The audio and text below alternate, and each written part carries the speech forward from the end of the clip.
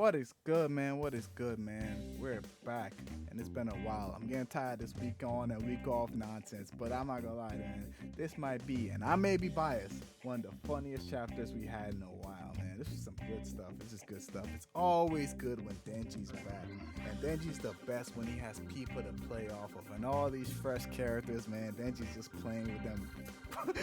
Okay, that came out a little bit inappropriate, but yeah, he's playing with them very well. What's good, man? This chapter, even though surprisingly very calm, actually has a lot of lore to it and gives a good amount of backstory that goes on to stuff that we already know.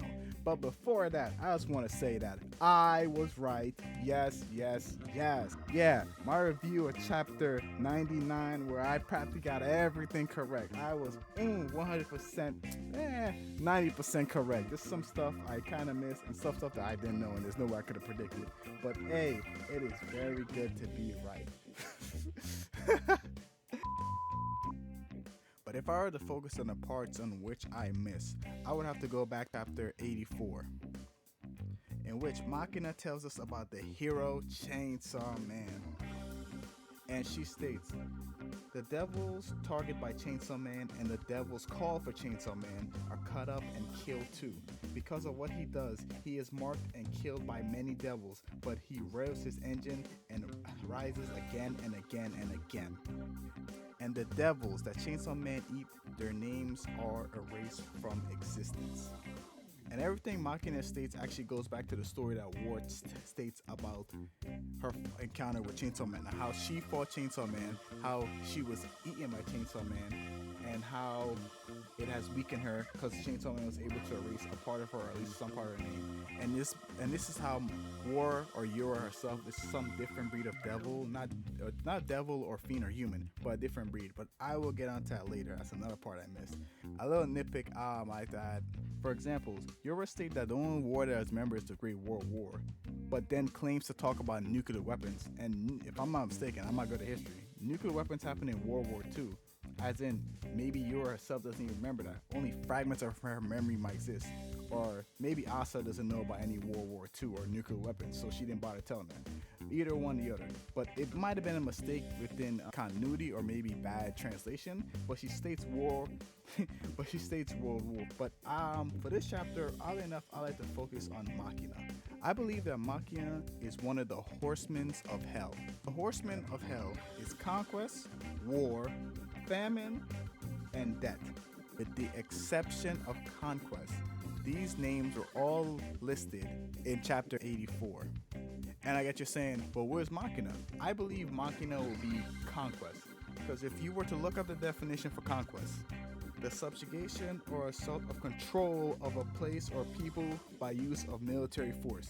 Maybe not exact, but control is within the definition. So for now, this wrong me, we're gonna go with that being part of the theory. And another side note that adds to this, and just like Makima, wars also have their memories of nuclear weapons, which kind of goes side by side. And if we focus on a major point that Makima were to go back to state, she states in herself, take for example, war, death, hunger. These are things in the world that humanity would be happier without. Now, like I said, I just told you the Horsemen of Death. Notice how she didn't put conquest in there, meaning that saying conquest is not necessarily a problem for humanity, or that conquest is not a problem that she sees as a major problem for humanity. And she also goes on to say, with the power of the Chainsaw Man, I will belittle them all. And from what we know of Makima, she believes that all those who are weaker than her, she can control. And if she's able to beat Chainsaw Man, then she believes she may be able to control all of them. Which if you also go back into chapter 87, fought the weapon devils and the four horsemen who are here now. At the height of the battle, you vanished before our eyes.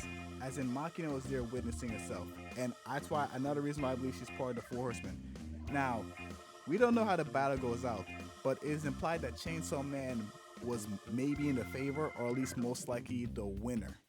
Because War herself was heavily damaged. Makima was a spectator, but also part of the Horsemen, I believe. We don't know what happened to death or famine. But that mostly doesn't matter, because as we know of Makima's power, if she believes you're less than her, then she will be able to control you. And being that Makima was a witness to the battle herself, it most likely implies that Chainsaw Man was able to either hold his own or most likely the victor. Because Makina believes she can control war, famine, and death if she can control Chainsaw Man. So that means Chainsaw Man is above them, and if she herself is above Chainsaw Man, she will be able to control all these factors, which overall goes on into her plan and how Chainsaw Man would have been able to let her control the world and make a perfect world. I'm not gonna lie, that little touch of detail is very nice. How little things can come together from such a small package of like what the four first pages of 104. Oh man, yo, this. You gotta love it. It's just Chainsaw Man goodness. I have nothing else to say. I just love this work. I'm like, it pays off so much that when you pay attention to some of these little things, like you can just see so far into like ahead of the future. Well, not really, but you can just put things together. And when you get explained, you get to say, "Ha! I was right," and I was right. Oh man, it feels so good to be right.